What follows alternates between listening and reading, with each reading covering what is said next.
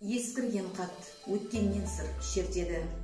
Майдандағы өрнектелген еркегі, таңырқайды қатқа қарап бүлдіршін, ерлік жайлы оқығандай ертегі. Көрмеді әке іңгәлаған бөпесін, өткен күннің жиып теріп қатесін. Сол кездегі сәби отыр көшеде, 75 жыл күту менен әкесін.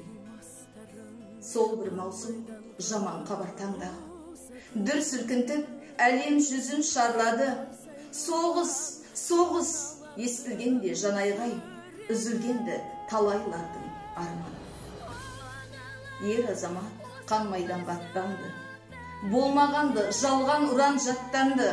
Отан үшін жан берісіп жан алды, күтуменен жеңіс сыйлар ақтанды. Анауына үшбу қатын арнаған, ару қалды орамалын бұлғаған. Қаралы қат жолданатын майданнан, әрбір үйдің қуанышын ұрлаған. Сұм соғысай қасіретті ұрықсың, талай қыршын гүл ғұмырды қиыпсың.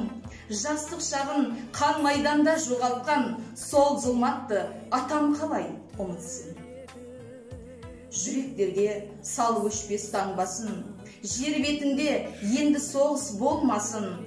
Көк туымыз тұғырында қалықтап, ақ көгершін зеңгір көкте самғасын.